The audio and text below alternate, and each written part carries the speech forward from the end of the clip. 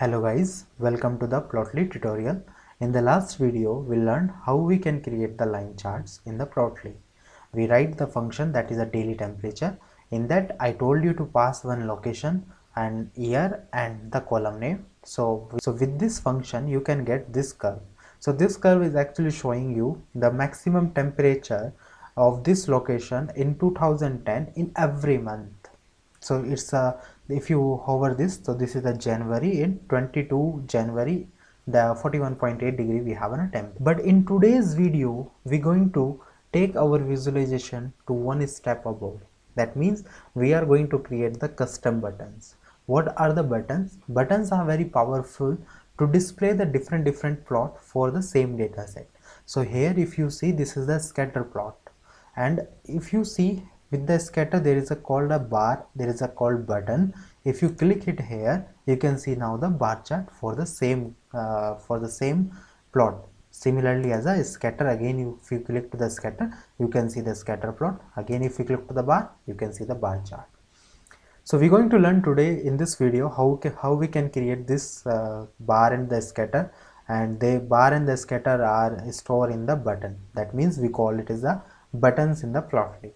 So buttons in the Plotly are very easy to create. So let's watch this video completely, and you will learn at the end of this video how we can create the buttons.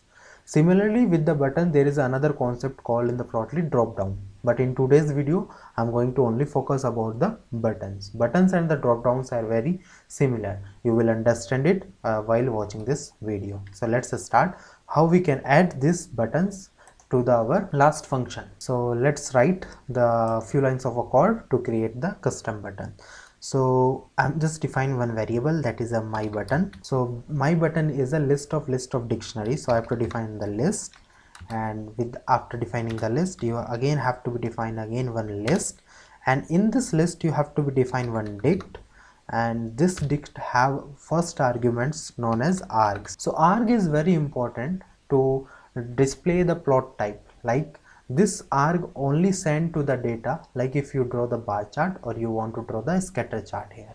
So in the arg you have to be define what you have to pass the type here, and you have to be pass here first bar. So for the bar chart you have to pass the bar. Now you want to see the bar chart in the graph. So for this you have to be defined as a label. So I'm going to define the label here. The label is bar bar plot. Yes, perfectly fine up to this here. Then next thing is next argument come as a method. So what is a method in the button? So we go to the documentation. If we go to documentation here, we can see this is the methods heading, and this is the custom button documentation of Plotly. So this method, there are the four possible methods we have: restyle, relayout, update, and animate. So restyle actually modify the data. That means it can modify the plot type, and relayout modify the layout attributes. That is, a layout is the style of our figure. In the next videos we will be going to add the annotation as well. So with the help of relayout we can change the annotation as well. Then update is actually the both restyle and relayout. It is a combination for both restyle and the relayout. And the last one comes as the animate. So animate is for the animation, for the plot animation. So once you define the method variable, you have to be pass any one out of four. So I'm going to change only the plot type. That means I'm going to only pass the restyle in that. So in the method you have to pass this restyle. Yes, perfectly fine. After define this, same you have to be copy here the exactly same thing, paste here, and in the type now define the scatter, and here you can define the scatter plot. Yeah, method is a restyle. Okay, now I have a button. Now how to put in the figure? That means I'm going to change something in the figure. That means I'm going to change something in the figure layout. So I'm again going to call the fig dot update layout, and fig dot update layout have one property called the update menus. So I'm going to call now what I'm going to define now update menus. So the update menus is a list of a dictionary. So you have to pass the list, you have to pass the dict, and then you have to pass here the type. So type is a button. Yes. So as I already told, we have the two types. One is a drop down, one is a button. When we draw the drop down, we have to pass here drop down. We don't need to pass here button, but when we want to only show the button, we have to pass here the button. Then it will ask your buttons. So buttons is a my button, you already define above. Then another thing it asks about the direction. So direction I am going to keep as left. So left. So direction is also we define. Then we can define many things, like we can define the pad here. So pad you can define in the dictionary. You have to define the position 0.2, and for T you have to be defined here 0.1. Then you can define the show active. Show active is what do? Show active is your it will show the button to you. So show active is a true. Yes. And then you have to define the x. So x anchor is a left. So I told my x-axis on the left. How much left? I have to define the x-axis then x also. So x is a 0.4 left. Similarly for the y. So y anchor, I define the top. How much top? We have to define the y-axis. So y anchor, this is the top, and how much top? 0.95. and then you can define here fig dot show. Yes, perfectly fine up to this time here.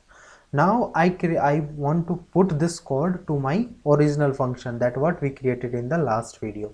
So what the function we have in that function, above the fig dot show, I'm going to put this my button code. Okay, so if you remember, we have this code. Now in this code I'm going to put this code. So I just copy this one here and I just exactly put down to this. So once you put, little bit adjust it so it become perfect. Okay, so we get the syntax error. Yeah, we did the mistake here. This should come like this. So we have this function, and now I am going to call the daily temperature by defining the location here in the column. So if I call this here, and now if I change to 2012, so now if you click in the bar plot, you get this bar chart, and if you click on the scatter plot, you can see here, this is the scatter plot you can see. Before ending this video, similar code I'm going to do experiment with another our previous chart. If you see the update layout video as well, in that we write one code, that is a age distribution code. Let's play with this in that code. So just what I need to do, nothing I will do, I copy this my button code, yeah, and keep it down from the function, keep it here, and now just call, I just going to copy that code which we from which we draw the age distribution. So yes, this is the, we have the age distribution, and now if you copy this code and put it here, let's see what we get. Let's little bit adjust it. Yeah, so we get the bar plot and the scatter plot. So this is the bar plot we can see. Now if you click here, so you can see the scatter plot. Interesting. This is really one thing I like. So that's what we discuss, that's what my motive to show you in this video about the custom buttons. I hope you like this video and you learned something from this video. If you really like this video, then please like, share and subscribe to my channel, and we'll meet you soon in the next video. After that, take care. Thank you. Bye bye.